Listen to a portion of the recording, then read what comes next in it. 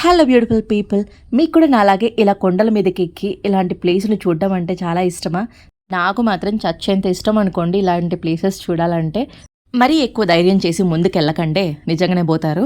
ఇంతకీ ఈ కొండల కథ ఏంటి, ఎక్కడుంది అని ఆలోచిస్తున్నారా? అంతగా ఆలోచించాల్సిన అవసరం లేదు, నేను చెప్పేస్తానుగా. బెంగళూరులో ఉంటున్న వాళ్ళకైతే ఈ ప్లేస్ చాలా దగ్గర అండి. ఇది ఏం ప్లేస్ అంటే హోసూరులో ఉండే బ్రహ్మదేవుడి టెంపుల్ అనమాట. ఈ కొండల పైన బ్రహ్మదేవుడి టెంపుల్ ఉంటుంది. మన కింద నుంచి ఈ కొండలు ఎక్కుతూ వెళ్ళాలన్నమాట పైకి. ఇక టెంపుల్ చరిత్ర అడుగుతారా? నాకైతే తెలియదండి. అది నిజంగా అక్కడ బ్రహ్మదేవుడు వెలిచారో లేక ప్రతిష్ఠించారో అవన్నీ నాకు తెలియదు. కానీ బ్రహ్మదేవుడు మాత్రం చాలా అందంగా ఉన్నారు చూడడానికి.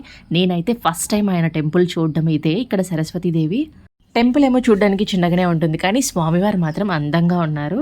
ఈ కొండకి ఇంకో వైపున శివుడు అమ్మవారు కూడా దర్శనం ఇస్తారు. కాకపోతే అది సండే మాత్రమే ఓపెన్ చేస్తారంట, రిమైనింగ్ డేస్లో క్లోజ్లో ఉంటుంది. ఈ కొండల మీద అంతా ఎక్కడ చూసినా ఈ జలపాతాలు, చిన్నటి జలపాతాలు లాగా పారుతున్నాయి కదా, ఇవి ఊట అంటారంట. ఎప్పటికీ పారుతూనే ఉంటాయంట అవి. ఈ కొండరాళ్ళ మీద ఎక్కడ చూసినా ఇలాంటి ఊసర వెల్లలు కనబడుతూనే ఉన్నాయి. అవి చక్కగా వాటికి తగ్గట్టు ఆ కలర్స్ని మార్చుకుంటున్నాయి. ఇక్కడ ఒకటి టెంపుల్ లాగా కనపడుతుంది కదా, అందులో సరస్వతీదేవి అమ్మవారు ఇంకా శ్రీచక్రం ఉందన్నమాట. అది కూడా పెద్ద సైజులో ఉండి శ్రీచక్ర విగ్రహం ఉంది. అది ఎవరు ప్రతిష్ఠించారో అవన్నీ నాకు ఏవీ తెలియదు. సో ఇక లేట్ ఎందుకు, మరి ఇప్పుడే ఈ వీడియోని మీ ఫ్రెండ్స్ అందరికీ షేర్ చేసేయండి. స్నాక్స్ అన్ని ప్యాక్ చేసేసుకొని ఈ టెంపుల్కి వెళ్ళడానికి రెడీ అయిపోండి. మీ దోస్తులను వెంటేసుకుని వెళ్ళడం మాత్రం మర్చిపోకండి, వాళ్ళతో వెళ్తేనే కదా మజా ఉంటుంది.